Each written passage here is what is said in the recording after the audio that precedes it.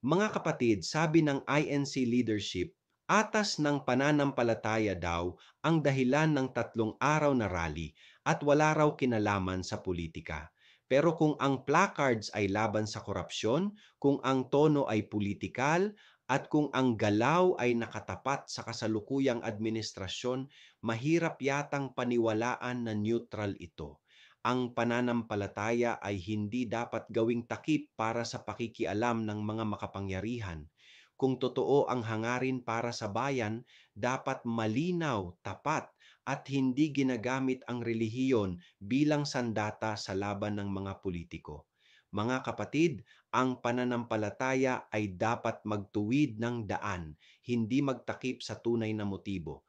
Ako si Padre Jesse Galilea, may pusong Pinoy, kasama mo sa pananalig at pakikibakang panlipunan hanggang sa muli mga kapatid.